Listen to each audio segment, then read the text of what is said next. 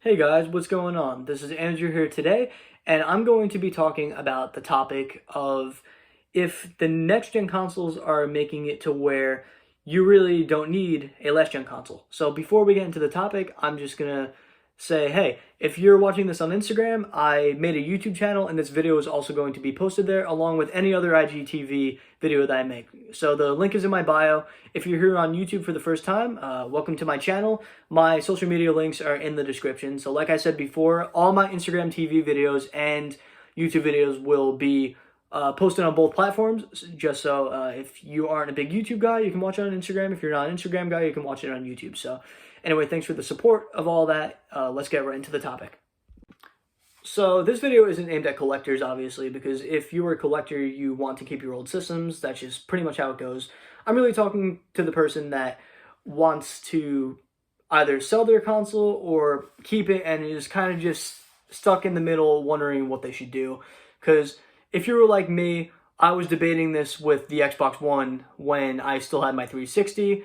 I ended up keeping both consoles for good reason, and I'm going to get to that to kind of what I think in this video. So I'm just going to say right away, I do think that if you aren't a collector and you are kind of on the edge about this thing and not really too worried about keeping your old system, I think you should sell the system. And like I said, I'm going to get to that in this video.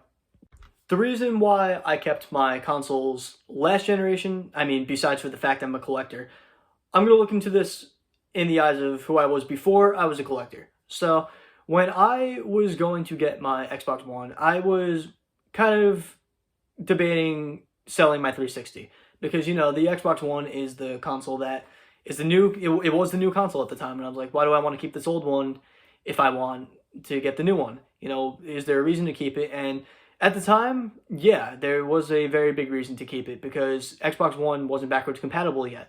And even when it was backwards compatible, not all games from the 360 were able to be played on the Xbox One. And even when they did play on the Xbox One, it's not like they were native ports. They were literally just being played on emulation since the hardware for these games weren't built in to the Xbox One. It was all emulation based. So when you played these games, they basically ran similar on the 360 as they did on the Xbox One due to that emulation. So what does that mean then? Well, the Xbox 360 still had a purpose in my setup due to the fact that the Xbox One didn't have the full library of games or that it didn't even run crazy well. And once I started becoming a collector too, I chose to actually play my 360 games on my 360 rather than my Xbox One since the experience wasn't too different. That's kind of how I describe it. A lot of times when people keep their last gen systems, it's because there's a few key games that they loved. My friends, especially before backwards compatibility came out, they all kept their 360s and PS3s because the fact that Black Ops 1, Black Ops 2 were on those systems, or GTA 4 would be on the systems, or just some other old games were on the system that they simply just couldn't play on the Xbox One. So they kept their systems and had it for a long time.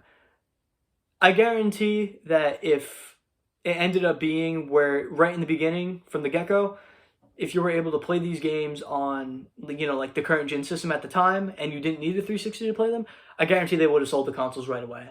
So, with that being said, there's a reason why this generation of consoles is different and why I'm making this video in the first place. When it comes to the Xbox Series X, it's not the same as what happened last generation. The games from Xbox One are playing natively on the Xbox Series X. The hardware of the Xbox One is very, very similar to the Xbox Series X. Same with the PS4 being very similar to the PS5. The PS4 games play natively on the PS5, and that's because both consoles run x86 architecture. So because of it running similar architecture, it's very easy to get the games to run on both systems. It's basically as if you had a gaming PC and you decided to go and upgrade your graphics card and upgrade your CPU, upgrade your RAM, just basically get a whole nother computer. You're still playing PC, but at this point you just have better hardware in that PC. That's basically what's going on right now with these consoles. So when it comes to those last gen games that you may have really liked, they can play now on these consoles. And considering that Microsoft and Sony are kind of going the route where everything is cross-platform, you can even play those games on the Series X with somebody who is playing the Xbox One. So it's not like you had to both have a 360 to play the 360 game. You can have an Xbox One and play with the Series X owner, or have a PS5 and play with the PS4 owner. It's as simple as that. And I think that's just what's great about the next generation of consoles. It's making it to where, you know, it's kind of just upgrading a PC and making it very easy to bring your old library of games over to a new generation of systems. So although I've stated that I'm a collector and that I keep all my systems, I don't have my Xbox One and PS4 plugged into my main setup anymore. And that's just because of how different it is this generation than what was going on with the last generation. When I was playing my 360 games on my Xbox One, they played practically the same. So most of the time I opted to play those 360 games on the original hardware. Nowadays, when it comes to the PS5 and the Series X, these games from the last generation are not only playing the enhanced versions of the game. So say you had an Xbox One X enhanced version, you know, it's going to play on the Series X rather than the standard Xbox One game. Unfortunately, that's not the same case for the Series S, but that's because that's more of a budget system. And then for the PS5, you know, it's the same thing. PS4 Pro version is playing on the PS4, not the standard PS4 version.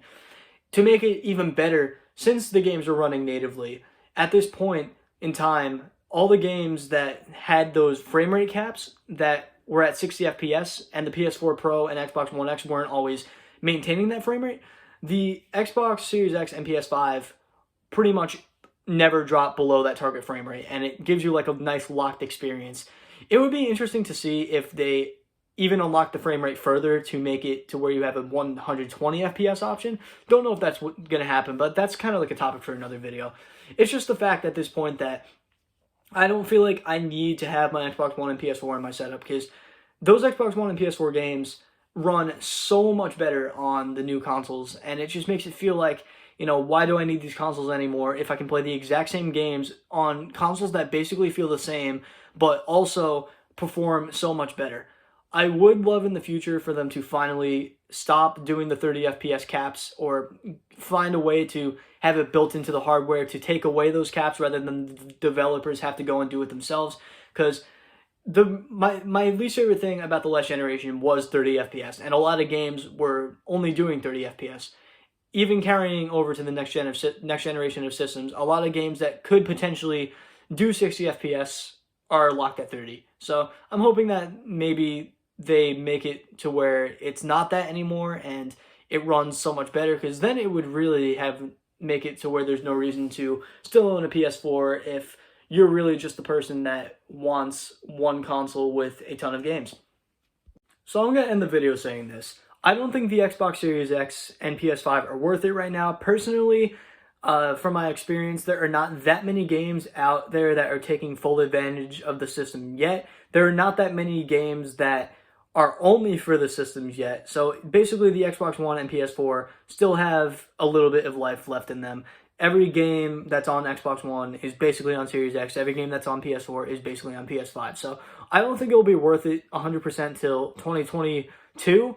Maybe at the end of this year, but I'm going to be a little pessimistic and say it's not going to be too worth it until 2022. So, but if you are going to get the systems, say you do want to get the systems, I think it's worth thinking about selling your consoles if that's, you know, the type of thing that you do when you get new systems. Because at this point, you will be able to play all those games from the Xbox One and PS4 on your new systems. It's not like it's running like garbage. It's not like it's running through emulation. It's running natively.